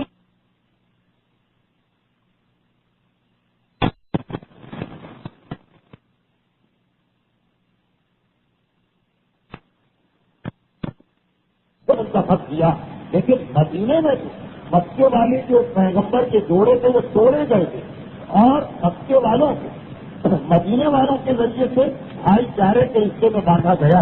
لیکن یہاں صرف ایک مثال کہ علی کو کسی انصار کے ساتھ پیغمبر نے ملاقات کے رشتے میں نہیں باندھا، بلکہ کہا کہ تو میرا بھائی ہے، اور پھر پیغمبر اسلام نے تقریر کی، باقاعدہ ایک دوسرے کے بھائی بنے۔ تو یاد رکھو یہ تمہارے سگے بھائیوں سے زیادہ اہمیت رکھتے ہیں، اور سگا بھائی اپنے بھائی کو مرنے کے بعد انہوں نے اپنے مال کے مکمل آدھا حصہ دیا، ایک ایک بھائی کا خیال کرتے ہوئے۔ 2 مکان ہیں، ایک مکان اپنے لیے رکھا، ایک مکان اپنے بھائی کو دیا، دو دکانیں، ایک دکان اپنے لیے رکھی، ایک دکان اپنے بھائی کو دی۔ اتنا درہم و دینار برابر سے تقسیم ہوا، جتنے لباس ہیں برابر سے تقسیم ہوئے، جتنے باغات ہیں برابر سے تقسیم ہوئے۔ اور اگر کسی کی ایک دکان میں پردہ ڈالا، اب آدھی میری آدھی تمہاری، ایک مکان میں پردہ ڈالا، آدھا تمہارا آدھا میرا۔ بعض اوقات تو یہاں تک نوبت آن پہنچی کہ اگر کسی کی 2 بیویاں، ایک بیوی کو طلاق دی اور کہا کہ یہ تمہاری بیوی اور ایک بیوی میری، کنیزیں 2 حصوں میں، غلام 2 حصوں میں، اس انداز سے تقسیم کی گئی۔ اور پھر 2 ہجری میں جنگ بدر تک یہ شریعت کا قانون بھی بن گیا۔ دیکھیے کہ اسلام کا آج کل کا قانون ہے کہ جب کسی کا انتقال ہوتا ہے تو اس کی اولاد کو میراث ملتی، مگر مدینے میں یہ قانون نہیں تھا۔ مدینے کے ابتدائی سالوں میں قانون یہ تھا کہ جب بھی کسی کا انتقال ہوتا اس کی اولاد کو اپنے باپ کا ترکہ نہیں ملتا، اس کا ترکہ پورا کا پورا چلا جاتا ہے اس کے بھائی کے پاس، جس کو پیغمبر نے بھائی بنایا۔ مہاجر اگر انتقال کر جائے اس کی اولاد کو اپنے باپ کی جائیداد نہیں ملے گی، بلکہ اس کے انصار بھائی کو ملے گی۔ کوئی انصار انتقال کر جائے اس کی جائیداد اس کی اولاد کو نہیں ملے گی بلکہ کسی مہاجر کو ملے گی جس کو پیغمبر نے بھائی بنایا. اور یہ طریقہ چلتا رہا جب تک کہ قرآن کی ایک آیت نہیں آ گئی وہ اولي الارحام بعضهم اولی من بعض، جو رشتے داروں کا حق دوسروں سے زیادہ. جب یہ آیت آئی پھر وہ پہلے والا حکم کینسل ہوا اور اولاد کو اپنے والدین کی جائیداد ملنے لگی. اور یہ آیت اس وقت آئی تھی کہ جب مہاجرین کی مالی حالت خاصی بہتر ہو گئی تھی. تو پیغمبر اسلام نے پہلے تمام مہاجرین کو مکان، جائیداد اور یہ سب کچھ دلوایا. اس کے بعد مسجد میں اپنے لیے حجرے بنائے. مگر ایک مسئلہ اور پیدا ہو گیا، وہ یہ کہ انصار ختم ہو گئے لیکن مہاجرین بہت زیادہ. بہت سے ایسے مہاجر کہ جو بعد میں آئے جب یہ ملاقات ہو چکی، بہت سے ایسے مہاجر تھے کہ جن سے رشتہ بنا ان کا انتقال ہو گیا، اب یہ تنہا رہ گئے. تو پیغمبر اسلام نے ایسے مہاجرین کے لیے کہ جن کا کوئی سرپرست مدینے میں نہ تھا، ایک طریقہ اور اختیار کیا. اپنی مسجد کے بالکل باہر ایک چبوترا بنایا. آج تو خیر یہ چبوترا مسجد النبوی کے اندر آ گیا، لیکن جب کا یہ واقعہ پیغمبر نے ایک چبوترا بنایا اپنی مسجد کے باہر. اور عربی میں چبوترے کو صفہ کہتے ہیں. صفہ یعنی چبوترا. یہ وہی لفظ ہے جو اسپینی زبان میں گیا تو وہاں صوفہ بنا اور وہاں سے انگریزی زبان میں آیا. بہرحال اصل لفظ یہ جو صوفہ آپ کے گھر میں ہے یہ اصل عربی لفظ صفہ اور صفہ کے معنی چبوترا. پیغمبر نے مسجد کے باہر ایک چبوترا بنایا اور اس کے اوپر کھجور کی چھت ڈالی اور پھر یہ اعلان کیا کہ اب جو بھی مہاجر نیا آئے مدینے میں یا جس کا اب تک کسی سے رشتہ نہ بن سکا بھائی چارے کا، وہ یہاں آگے رہے اور ان لوگوں کی ذمہ داری میرے اوپر، مگر یہ کسی سے سوال نہیں کر سکتے. اور ایک شرط پیغمبر نے اور لگا دی کہ یہاں پہ جو رہنے آئے گا وہ کسی سے سوال نہیں کر سکتا ہے اور وہ کوئی پیسہ جمع نہیں کر سکتا. دن بھر محنت و مزدوری کرو، جو پیسے آئے اپنے باقی ساتھیوں میں تقسیم کر دو، کوئی پیسہ جمع نہ کرے.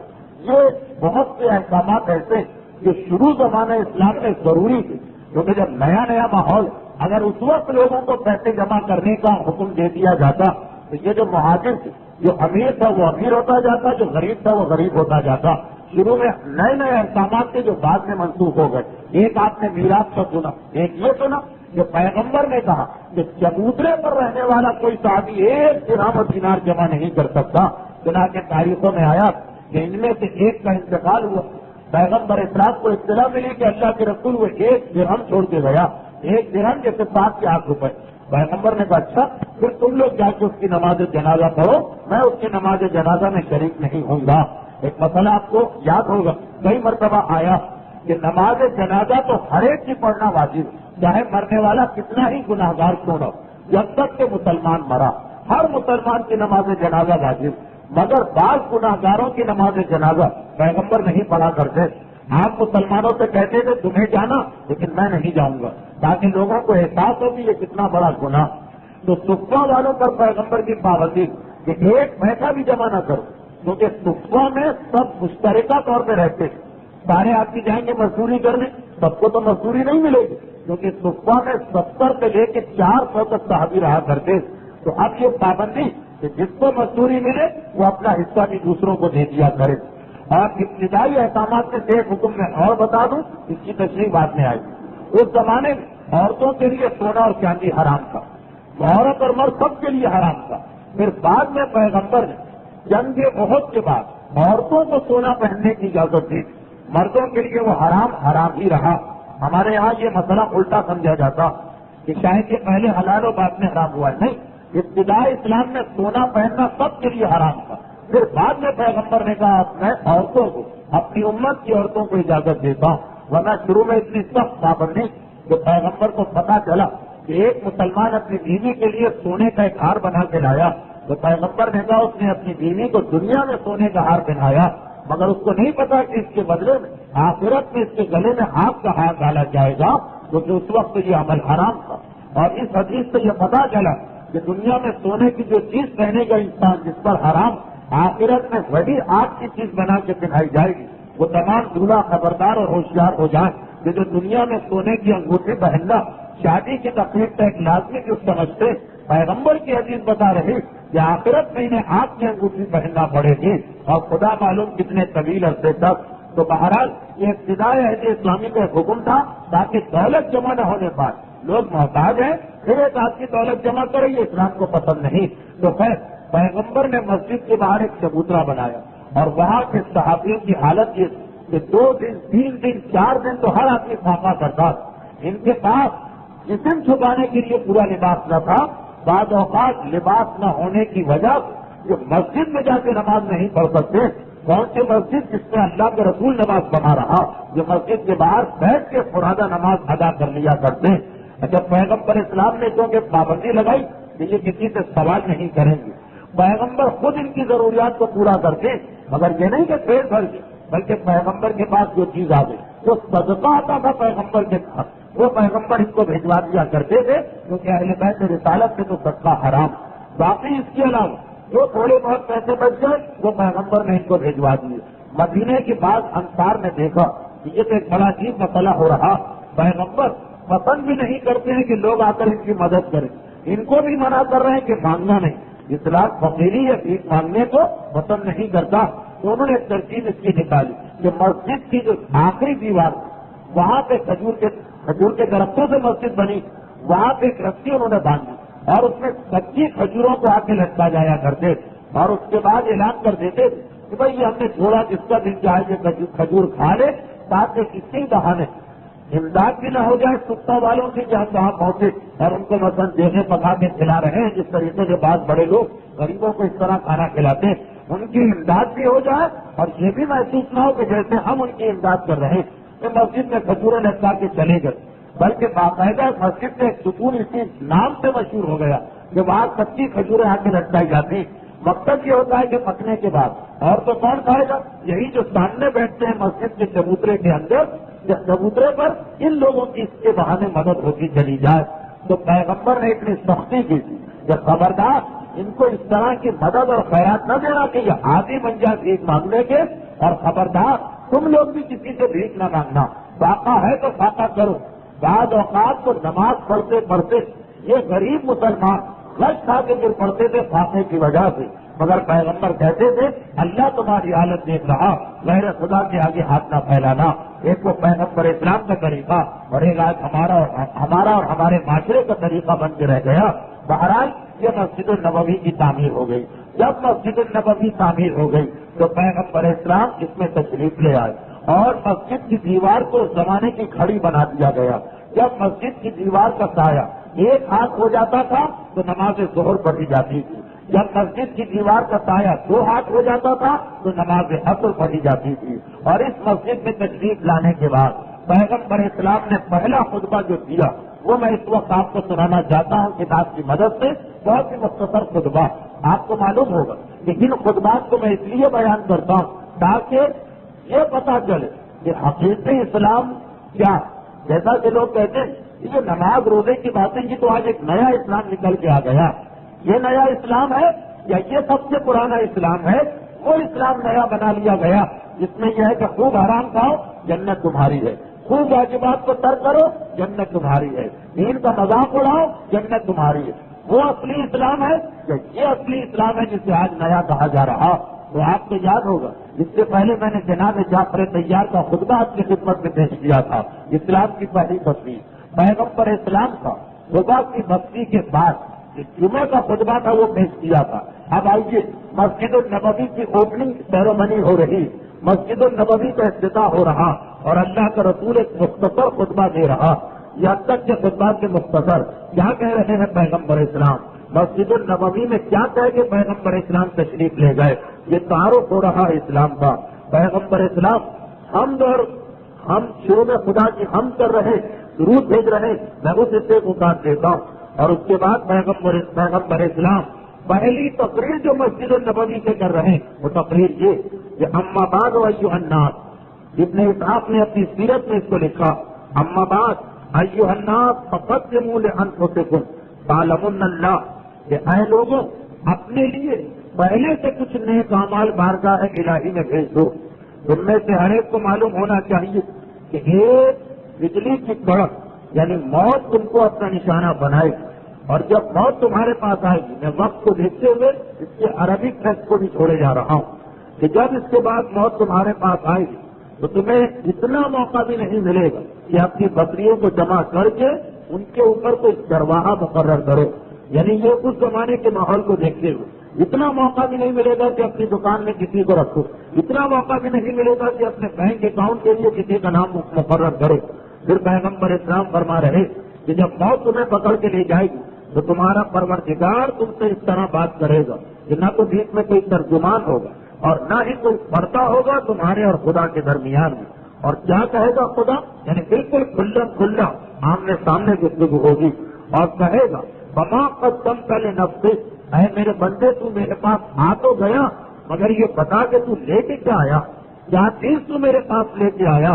اور اس کے بعد ایک مرتبہ یہ کہا جائے گا کہ اتنا بتاؤ کہ عالم جاتے کا رسول ہے، کیا میں نے ایک رسول تمہارے پاس نہیں بھیجا تھا جس نے تجھے تبلیغ کی تھی؟ کیا میں نے کوئی رسول نہیں بھیجا؟ یہ بے حجاب عورت، یہ تعلیم منوانے والا مرد، یہ بے نمازی، یہ خون کھانے والا، یہ حرام طریقے سے پیسے کمانے والا. پوچھا جائے گا یہ بتاؤ تم کیا لے کے آئے ہو میرے پاس، اور کیا تمہارے پاس کوئی رسول نہیں آیا تھا جس نے تبلیغ نہیں کی تھی کہ یہ ساری چیزیں حرام؟ پھر کہے گا میں نے تجھے مال دیا، خدا کہے گا، اور میں نے تجھ پر اپنی رحمتیں نازل کی. تو یہ بتاؤ کہ تو نے میرے مال اور میری رحمتوں سے اپنی موت کے لیے کیا سامان کو جمع کر کے رکھا. اور پھر خدا کہے گا، اس وقت خدا یہ کہے گا تو پیغمبر کہہ رہے ہیں یہ بندہ ناظرن یمینا و شمالا اپنے دائیں اور بائیں دیکھنے لگے گا کہ میں کیا جواب دوں. خدا کہہ رہا اب میں کیا جواب دوں. اور پھر وہ سامنے دیکھے گا ایک مرتبہ ایک آنکھ بھڑکتی ہوئی آنکھ اس کے چہرے کو جلائے گی. پھر پیغمبر آخر میں کہہ رہے ہیں کہ اے میرے ماننے والوں، جس طرح سے ہو سکے اپنا چہرہ آگ سے بچا لو، چاہے کھجور کے ٹکڑے کے ذریعے سے جو تم راہ خدا میں خیرات کر رہے. اور پھر پیغمبر نے کہا، کیونکہ آپ نے ابھی سنا کہ مدینے میں کتنی غربت، پیغمبر نے کہا کہ اگر کھجور کا ٹکڑا بھی تمہیں نہ ملے جس سے تم اپنے چہرے کو آگ سے بچا لو تو ایک نیکی کی بات کے ذریعے سے اپنے چہرے کو آگ سے بچا لو. کیونکہ اگر کوئی دوسرے سے نیکی کی ایک بات بھی کہے گا تو اس کو اس کا بھی اصطلاح اور اس کا بھی انعام دیا جائے گا. اور ایک نیکی کا انعام خدا 10 بھی دے سکتا اور ایک نیکی کا انعام خدا 100 بھی دے سکتا. السلام علیکم وعلی رسول اللہ ورحمۃ اللہ وبرکاتہ. پیغمبر اسلام کا پہلا خطبہ، افتتاحی خطبہ جو مسجد النبوی میں دیا گیا، شروع سے آخر تک موت کا تذکرہ ہو رہا، عذاب قبر کا تذکرہ ہو رہا. مجھے نہیں پتا کہ عذاب قبر کہنے والا، عذاب قبر بیان کرنے والا، موت کا ذکر کرنے والا اگر قبر کا باپو کہلاتا، اگر موت کا باپو کہلاتا، اگر جہنمی مولانا کہلاتا تو یہ سارے کے سارے خطابات معاذ اللہ کیا یہ امت اپنے رسول کو عطا کرنے کو بھی تیار؟ کیونکہ پیغمبر نے پہلی تقریر جو مسجد النبوی میں کی اس پہلی ہی تقریر کا عنوان صرف موت ہے. آپ کو یاد ہوگا کہ مسجد خدا سے نکل کے بھی پہلی تقریر جو تھی اس کا عنوان موت تھا. اور آپ کو یاد ہوگا کہ مینا کے میدان میں اسود ابن زرارہ کے سامنے جو پہلی تقریر تھی اس کا عنوان بھی موت تھا. تو مسجد النبوی کا افتتاح موت کے عنوان سے ہو رہا. اور اس کے بعد پھر اس خطبے کے بعد پیغمبر نے کہا کہ جو میری اس مسجد میں نماز پڑھے گا اس سے ہر نماز کا 1,00,000 رکعت کا ثواب ملا کرے گا. ہر رکعت کا ثواب 1,00,000 رکعت کا ثواب ہے.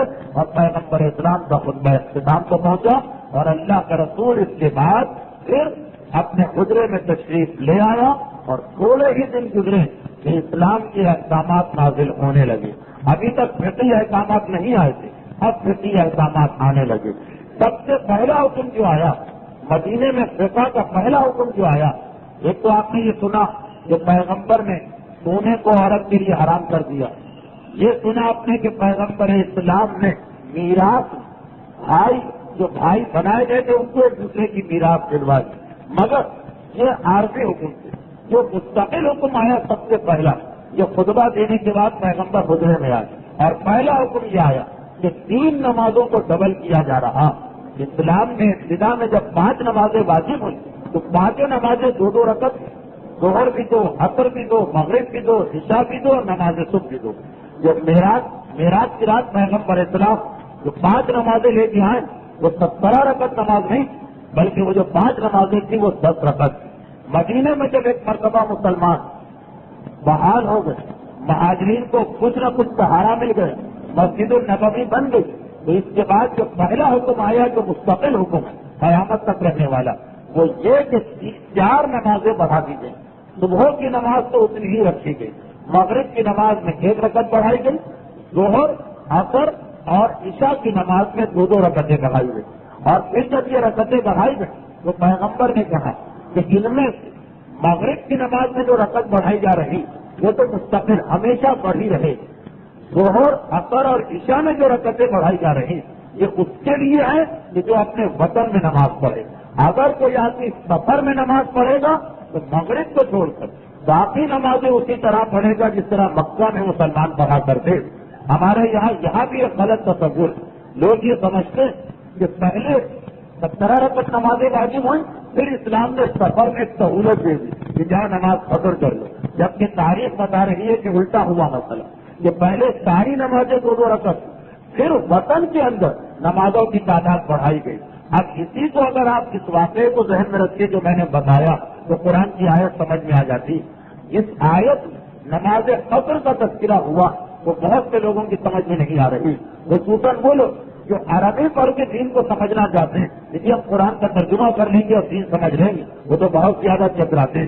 کیونکہ قرآن کی آیت یہ ہے کہ وَإِذَا ضَرَبْتُمْ فِي الْأَرْضِ چاہے صاحبان ایمان جب تم سفر کرو لَيْسَ جُنَاحَ عَلَيْكُمْ أَن تَقْصُرُوا فِي الصَّلَاةِ تو تمہارے لیے کوئی حرج اور نقصان نہیں اگر تم نمازوں کو قصر کر کے پڑھو. تو لوگ کہتے ہیں کہ دیکھیے قرآن میں تو لکھا کہ کوئی حرج نہیں, کوئی خرابی نہیں اگر قصر پڑھو. یعنی دوسرے الفاظ میں ہم کو اختیار ہے چاہے تو پوری پڑھے چاہے تو قصر پڑھو. لیکن اگر آپ اصل واقعہ سمجھے تو بات بالکل الٹی. قرآن کیا کہہ رہا ہے کہ جس طرح سے جو پہلی نمازیں چلی آ رہی اگر سفر میں تم اسی طرح سے پڑھو تو کوئی حرج نہیں, مگر حضر اپنے وطن میں اب وہ طریقہ نہیں چلے گا بلکہ جہاں پہ نماز ڈبل کر کے پڑھنا پڑے گی. اس منزل پر میں جو جہاں پر بات پہنچی ہے اس کے اعتبار سے کچھ مسئلے بتانا چاہتا ہوں کیونکہ آپ کو معلوم ہے کہ تقریر کے اختتام میں کچھ مسئلے آتے ہیں اور ایک اعلان کرنا چاہتا ہوں. نماز سفر کی بات آ رہی ہے تو ایک بات یہ بتا دوں کہ آئندہ منگل انشاءاللہ میں بھی حالت سفر میں ہوں گا. اس اعتبار سے جیسے نمازیں میں پڑھوں گا نمازوں میں قصر ہے یا نہیں, لیکن یہاں کے اس سلسلے میں ضرور قصر آ جائے گا اور آئندہ منگل کی ایک تقریر کا نامہ ہو جائے گا جس میں غیر حاضری کی وجہ سے میں آپ کی خدمت اور اس مبارک ذکر کی سعادت سے محروم رہوں گا. لیکن کیونکہ وہ بھی ایک انتہائی اہم کام اس اعتبار سے میں معذرت خواہ. ایک منگل کا نامہ ہے, اس کے بعد پھر انشاءاللہ ماہ شعبان کے 15 تک جتنے بھی منگل ملے یہ سلسلہ جاری رہے گا. آپ کو معلوم بھی ہے کہ ہر سال یہی ہوتا کہ دوران تقاریر کوئی ایک تقریر کا نامہ ہوتا. یہ تو ایک اعلان میں نے آپ کے گوشت گزار کر دیا تاکہ آپ کو زحمت نہ ہو. اور پھر اس مقام پہ آج بات پہنچی اسی کی مناسبت سے کچھ مسئلے بتا دیے جائیں. آج کیونکہ ایسان ثواب کی کوئی مجلس نہیں اس اعتبار سے آخر میں مسائل کا بیان نہ ہو سکے گا تو تھوڑا وقت ہم کو مسائل کے لیے ملا کہ میں نے اس لیے کہا کہ تقریر میری 5 منٹ ذرا زیادہ ہو گئی ہے. تو آپ یہ نہ سمجھیں کہ آج بھی گزشتہ 2 منگلوں کی طرح 10:30 یا 11:15 بجیں گے بہت مختصر مسئلے. تو پہلی بات جو جس کو دیکھ کے میں آگے بڑھ رہا ہوں وہ یہی مسئلہ کہ پیغمبر کی شریعت کے ابتدائی احکامات میں ہر نماز 2 رکعت. بعد میں جب مدینے میں مسلمان ٹھہر گئے ان کا وطن بن گیا تو ظہر عصر اور عشاء کو 2 رکعت بڑھا دیا گیا. مغرب میں 1 رکعت بڑھائی گئی مگر یہ کہہ کر اب یہ تو سفر اور حضر دونوں کے اندر اسی طرح سے رہے گی. اس سے فقہ کا ایک مسئلہ ہمارے سامنے آیا کہ جب بھی کوئی آدمی کوئی صحیح سفر کرے, صحیح سفر جسے اسلام سفر مانتا, جب بھی کوئی آدمی صحیح سفر کرے تو سفر میں اسے نمازیں قصر کر کے پڑھنا پڑے. اور وہ یہی 3 نمازیں ظہر عصر اور عشاء. صبح کی نماز میں کوئی قصر نہیں, مغرب کی نماز میں کوئی قصر نہیں. مغرب کی نماز میں لوگ بہت زیادہ الجھتے سوال بھی کرتے ہیں کہ سفر میں اگر آپ مغرب پڑھیں تو نیت کیا کریں. وہی نیت کریں کہ جو آپ کراچی میں کرتے کہ نماز پڑھتا ہوں مغرب کی 3 رکعت قربتاً الی اللہ یا واجب قربتاً الی اللہ. مغرب کی نماز کی نیت میں کوئی تبدیلی نہیں, طریقے میں کوئی تبدیلی نہیں. صبح کی نماز کے طریقے میں کوئی تبدیلی نہیں, نیت میں کوئی تبدیلی نہیں. صرف یہ 3 نمازیں جو 4 رکعتیں ان کی 2 رکعتیں بڑھائی گئی، سفر میں وہی 2 رکعتیں کم کر دی جائیں گی اور نیت سفر کی ہوگی، رکعتیں بھی 2 رہ جائیں گی. یہ تو ایک مسئلہ. اب ایک مسئلہ اس کے بعد ہے جو بہت ہی زیادہ پیش بھی آ رہا ہے آج کل، کیونکہ آج کل سفر بہت زیادہ ہونے لگے ہیں اور سواریاں جو وہ بہت تیز رفتار ہو گئی. مسئلہ یہ ہے کہ سفر میں تو ہمیں نماز قصر پڑھنا، لیکن اگر سفر میں ہماری کوئی نماز قضا ہو جائے، ہمیں سفر میں نماز پڑھنا تھی، قصر نہیں پڑھی. ہم بہت سے ایسے لوگ ہیں کہ سفر ماحول بدل جانے سے وہ نمازیں اتنی توجہ سے نہیں کر پاتے، قضا ہو، گناہگار تو نہیں. اب جب وہ واپس وطن آئیں گے تو وہ قضا نماز تو ان کو انجام دینا، مگر سوال یہ پیدا ہوتا ہے کہ ایک نماز ہم سے قضا ہوئی لاہور میں، لیکن ہم پڑھ تو کراچی میں رہیں، کراچی تو ہمارا وطن ہے، یہاں تو ہم سفر میں نہیں. نماز ہم کیا پڑھیں گے؟ کراچی کے حساب سے پڑھیں گے یا لاہور کے حساب سے پڑھیں گے؟ ایک مسئلہ یہ پیش آتا. اور جو اس سے بھی زیادہ مسئلہ پیش آتا، یعنی یہ جو تیسرا مسئلہ میں بتا رہا ہوں اس میں غلط فہمیاں بہت. وہ تیسرا مسئلہ یہ کہ اگر ہم نے ایسے وقت میں سفر شروع کیا کہ نماز کا وقت آ چکا تھا کراچی میں نماز کا وقت مثلاً 1 بجے آ جاتا ہے ظہر میں، 2 بجے ہم کراچی سے چلے، 2 بجے ہم کراچی سے چلے اور پھر یہ ظہر کی نماز ہم نے قضا کر دی. تو اب جب ہم نے قضا کی تو ہم لاہور پہنچ چکے، 2 بجے جہاز میں بیٹھے، 4 بجے لاہور میں اتر گئے، نماز قضا کر دی. لیکن جب کراچی سے چلے تھے تو نماز کا وقت آ چکا تھا اور اتنا وقت ہمارے پاس تھا کہ ہم چاہتے تو نماز پڑھ کے نکلتے گھر سے، لیکن ہم نے نہیں پڑھی اور نماز ہم نے قضا کر دی. تو اب یہ نماز پوری پڑھیں گے یا قصر پڑھیں گے؟ اس میں میں پہلے دوسرے مسئلے کو واضح کر رہا ہوں، اس میں ہمارے یہاں بہت ہی زیادہ غلط فہمی. یعنی اکثر لوگ یہ سمجھتے کہ اگر نماز کا وقت آنے کے بعد آپ کراچی سے نکلتے ہیں تو کیونکہ نماز پڑھ کے نکلنا واجب تھا، یہ لوگ کہتے ہیں، میں نہیں کہہ رہا ہوں، نماز پڑھ کے نکلنا واجب تھا، اس لیے اگر یہ نماز آپ کی قضا ہو گئی سفر میں بھی تو نماز آپ کو پوری پڑھنا پڑے گی. اچھا، یہ جو لوگ کہتے ہیں یہ غلط بھی نہیں کہتے، اس لیے کہ بعض پرانے مراجع کا یہ فتویٰ، اس مسئلے میں ہمارے شیعہ علماء کے 3 فتوے کہ اگر کوئی آدمی نماز کا وقت آنے کے بعد نکلے اپنے شہر اور سفر میں جا کے نماز قضا کر دے تو وہ نماز کس طرح پڑھے گا. 3 فتوے ہیں ہمارے شیعہ علماء کے. ایک فتویٰ یہ کہ نماز کا وقت جب آیا وہ جہاں ہوگا وہ حالت دیکھی جائے گی. اگر اپنے شہر کراچی میں ہے جب نماز کا وقت آیا تو کراچی میں تو نماز پوری پڑھنا ہوگی، یہ نماز اگر سفر میں بھی قضا ہو گئی تو پوری پڑھنا ہوگی. دوسرا فتویٰ یہ ہے کہ نہیں، نماز کا وقت نہیں دیکھا جائے گا، یہ دیکھا جائے گا جب نماز قضا ہو رہی تھی اس وقت ہم کہاں تھے. اگر نماز قضا ہوتے وقت ہم ہوائی جہاز میں تھے یا لاہور میں پہنچے ہوئے تھے تو وہاں تو نماز قصر ہوتی، اس کی قضا بھی پڑھیں گے تو قصر پڑھیں گے. اور تیسرا فتویٰ کچھ علماء کا گزرا، انہوں نے کہا ہے کہ اختیار چاہے نماز کے وقت کو دیکھ لیں چاہے نماز قضا ہونے کے وقت کو دیکھ لیں. یعنی ایسا آدمی جو 2 بجے کراچی سے نکلا، 4 بجے لاہور پہنچا اور وہاں وہ نماز قضا کر بیٹھا، اس کی مرضی کہ چاہے قضا پوری پڑھ لے یہ سوچتے ہوئے کہ 1 بجے تو میں کراچی میں تھا، یا قضا آدھی پڑے یہ سوچتے ہوئے کہ جب سورج ڈوب رہا تھا تو اس وقت تو میں لاہور میں تھا. یہ 3 فتوے ہیں. لیکن اب ہمیں جس پہ عمل کرنا ہے، ہمیں تو موجودہ مجتہدین کی بات پہ عمل کرنا. تو موجودہ مجتہدین آغا خلی اور خمینی دونوں اس مسئلے میں متفق ہیں کہ اگر کسی آدمی کی نماز قضا ہو جائے تو جب نماز قضا ہو رہی اس وقت کی حالت دیکھی جائے. اگر ہم اس وقت مسافر ہیں تو ہمیں وہ نماز جب بھی پڑھیں گے سفر کر کے پڑھنا پڑے گی قضا. اور اگر اس وقت ہم اپنے وطن پہنچ چکے تو ہمیں نماز پوری پڑھنا ہوگی. مثلاً ہمیں مثال دی، یہی مثال 1 بجے کراچی میں نماز کا وقت آ گیا، ہم 4 بجے تک کراچی میں رہے، نماز نہیں پڑھی. 4 بجے جہاز جاتا ہے لاہور چلے گئے، وہاں 6 بجے پہنچے، 6:15 بجے وہاں نماز قضا ہو جاتی، وہاں ہم نے نماز قضا کر دی. تو اگرچہ کراچی میں ہم نماز سے 3 گھنٹے کے بعد نکلیں لیکن کیونکہ قضا ہوتے وقت ہم سفر میں تھے اس لیے جب ہم قضا پڑھیں گے تو قصر کر کے پڑھیں گے. اور اس میں بھی فرق نہیں پڑتا کہ جب ہم لاہور گئے 10-15 دن وہاں رہے، کام کاج کر کے واپس کراچی آ گئے، اگر واپس کراچی آ کر کے نماز پڑھیں تو وہی قضا نماز مصر کر کے پڑھی جائے. تو پہلا مسئلہ تو یہ کہ جو نمازیں سفر میں قضا ہوتی وہ اگر آپ اپنے وطن میں بھی آ کے پڑھیں تو آپ کو قضا مصر ہی پڑھنا پڑے, پوری نماز نہیں پڑھیں. یہ غلطی آپ نے اکثر بزرگوں میں دیکھی ہوگی کہ جو ہمارے یہاں لوگ قضا عمری پڑھتے زندگی بھر کی قضا نماز, اس میں بہت کم ایسے لوگ جو کبھی سفر کی طرف کی توجہ دیتے ہیں.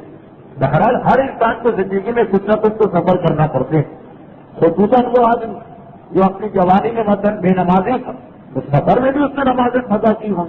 اب اگر وہ توبہ کر کے اپنی قضائے عمری ادا کر رہا تو ساری نمازیں 4 رکعت کیسے پڑھ رہا, اسے یہ بھی حساب لگانا چاہیے کہ میری کون سی نماز سفر میں قضا ہوئی تھی, اور اگر پورا عدد نہیں آ رہا تب بھی احتیاطاً کچھ نمازیں تو قطر کر کے پڑھنا پڑیں گی اگر اس نے زندگی میں کوئی بھی سفر کیا. یہ قضائے عمری پڑھنے والے اکثر غلطی کرتے ہیں کہ قضائے عمری ہمیشہ 4 رکعت کر کے پڑھتے ہیں, جبکہ بالکل لاجیکل اور عقلی بات ہے کہ قضائے عمری میں کچھ سفر کی بھی قضا ہوں گی جو قطر کر کے پڑھی جائیں گی. اچھا, اور اسی سلسلے کا ایک الٹا مسئلہ, یہ الٹا مسئلہ میں اس لیے بتا رہا ہوں کہ مجھے ہر سال پیش آتا, ہر سال بتانا پڑتا.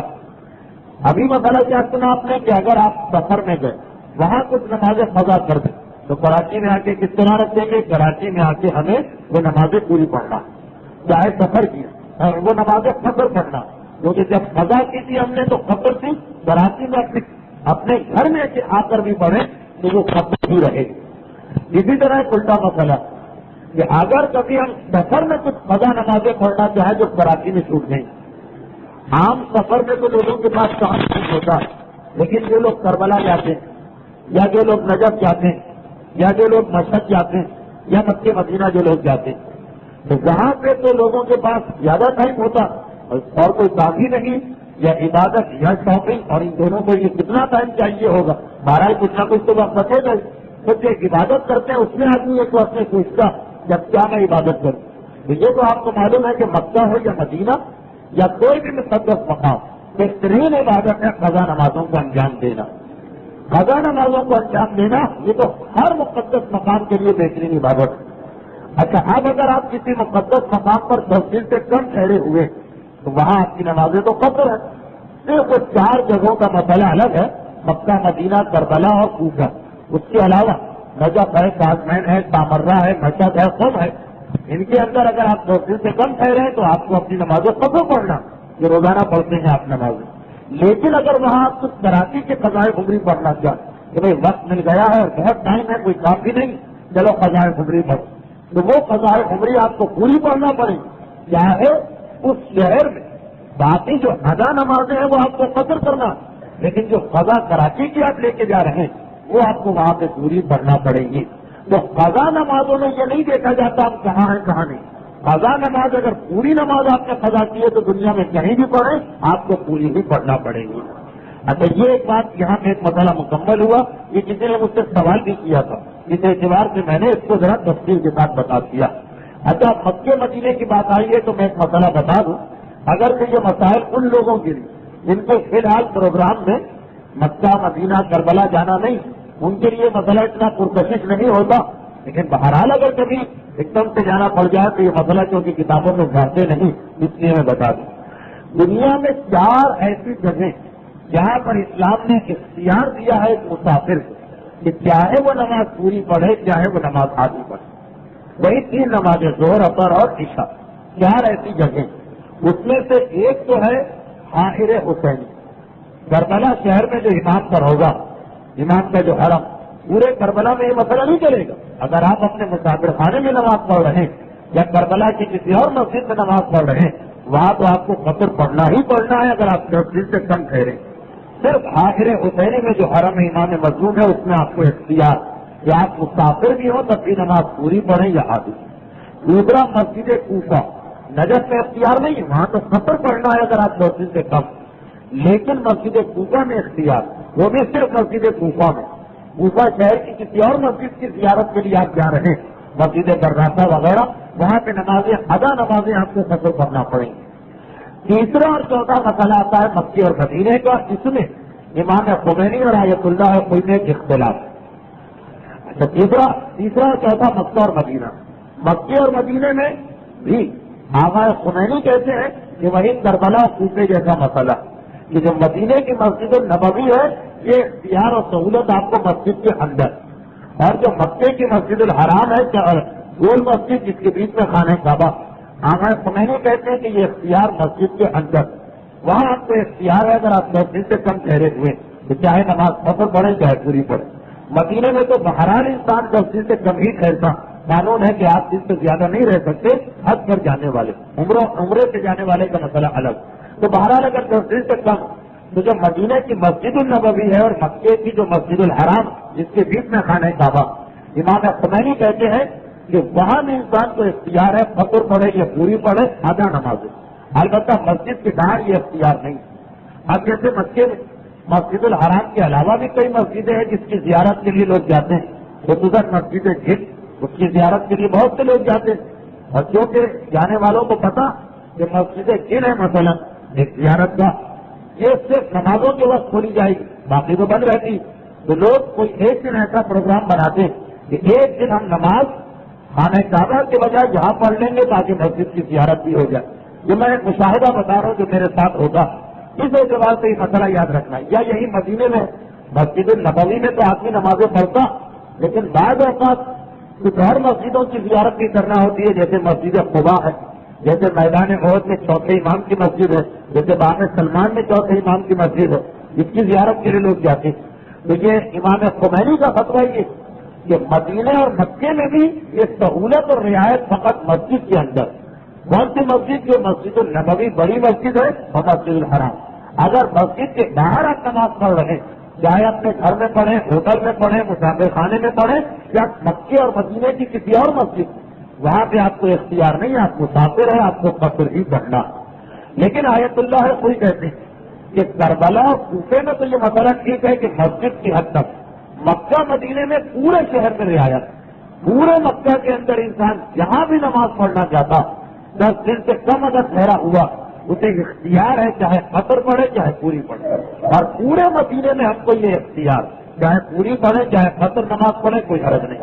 تو امام خمینی کے نزدیک اگر کسی نے مکے کی مسجد الحرام کے باہر اپنے مسافر خانے میں نماز پوری پڑھ لی تو وہ نماز باطل، لیکن آیت اللہ کوئی کے نزدیک اگر مسافر خانہ مکہ شہر کے اندر وہاں پر بھی انسان کو اختیار رہے گا۔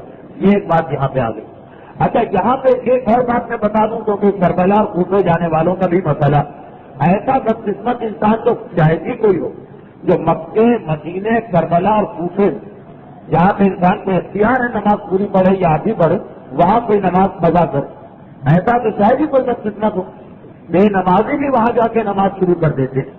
لیکن ایک مسئلہ برائے مسئلہ آتا ہے ہماری کتابوں کہ اگر یہ مقامات جہاں ہم کو اختیار ہے چاہے پوری نماز پڑھیں چاہے آدھی نماز پڑھیں، اگر یہاں کوئی نماز ہم سے قضا ہو جائے اور ہم کراچی آ کے اس سے قضا کرنا چاہیں تو کیا پھر بھی یہ اختیار رہے گا کہ قضا چاہے پوری پڑھیں چاہے آدھی پڑھیں؟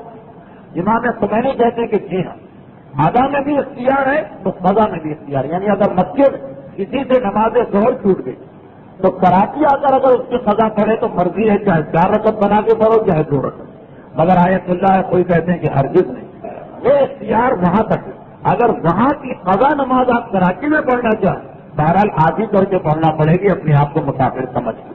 اور آخر سے آخر مسئلہ کیونکہ یہ لوگ بہت پوچھتے ہیں، یہ جو آپ نے سنا کہ مسافر کو اختیار ہے 4 شہروں، یہ صرف نماز میں، روزے میں نہیں۔ روزے کا مسئلہ کیا ہے کہ جو بھی مسافر ہو اس کو سفر میں روزہ رکھنا حرام، جائز ہی نہیں، صافہ کرنا چاہے تو کر سکتا ہے، روزہ نہیں رکھ سکتا۔ چنانچہ مکے اور مدینے میں بھی اگر کوئی آدمی 10 دن سے کم رہنے جا رہا وہ روزہ نہیں رکھ سکے گا۔ نمازوں میں اختیار ہے چاہے پوری پڑھو چاہے آدھی، روزے میں کوئی اختیار نہیں۔ کربلا اور کوفے کے اندر بھی آپ کوئی روزہ نہیں رکھ سکتے ہیں اگر آپ کا قیام 10 دن سے کم ہے۔ ہاں وہ ایک الگ مسئلہ کہ سنتی روزے نظر کر کے سفر میں بھی رکھے جا سکتے ہیں، اس کی تفصیل میں آئندہ بتاؤں گا جب میں خود سفر سے واپس آ جاؤں گا۔ اس اعتبار سے کہ یہ اگر سے آپ کی دلچسپی باقی لیکن مجھے اپنے وعدے کا خیال رکھنا ہے۔ اسی منزل پر سیرت رسول خدا کے سلسلے اس سال کی 17 نمبر کی اور مجموعی اعتبار سے 62ویں تقریر مکمل ہوئی۔ آخر تقریر میں ایک اعلان ہے جو مجھ تک پہنچایا گیا، کیونکہ قائد ملت جعفریہ پاکستان علامہ سید ساجد علی نقوی صاحب اسلامی جمہوریہ ایران کے کامیاب دورے کے بعد کراچی ایئرپورٹ پر 3 مارچ یعنی اب جو جمعہ رہا تشریف لا رہے ہیں. اس لیے یہ اعلان آیا ہے کہ مومنین کرام سے اپیل کہ وہ قائد محترم کے شاندار استقبال کے لیے 3 مارچ بعد نماز جمعہ کراچی ایئرپورٹ پر تشریف لے جائیں. یہ ایک ذمہ داری تھی. اس اعلان میں ایک لفظ ایسا ہے کیونکہ وہ تصدیق شدہ نہیں، اس اعتبار کو میں نے اس کا حوالہ نہیں دیا. جن صاحب نے اعلان دیا ہے وہ یہ نہ سمجھیں کہ کسی خاص وجہ سے اس کو میں نے کاٹ دیا، کیونکہ وہ ابھی تصدیق نہیں ہوئی ہے، اس لیے میں ممبر سے اس کو بیان نہیں کر سکتا. تو بہرحال خلاصہ یہ کہ قائد ملت جعفریہ اس جمعے جو پرسوں جمعہ رہا ہے نرسوں تشریف لا رہے ہیں. جتنا ہو سکے آپ حضرات ان کے استقبال کے لیے تشریف لے جائیے.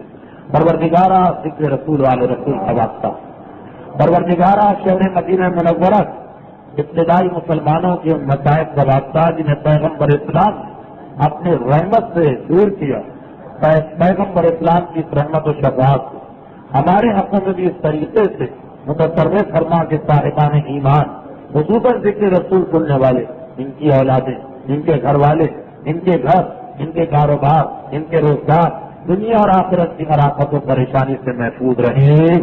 پروردگارہ ہمارے جملہ مرحومین خصوصاً اس ذکر رسول کی سعادت حاصل کرنے والے مومنین اور ان مومنات کے جملہ مرحومین کی مغفرت فرما. پروردگارہ اس ذکر رسول کا واسطہ پیغمبر اسلام کے ماننے والوں خصوصاً ان محبان اہل بیت کو جو اس وقت موجود ہیں ان کی تمام حاجتوں کو بحق رسول و آل رسول پورا فرما.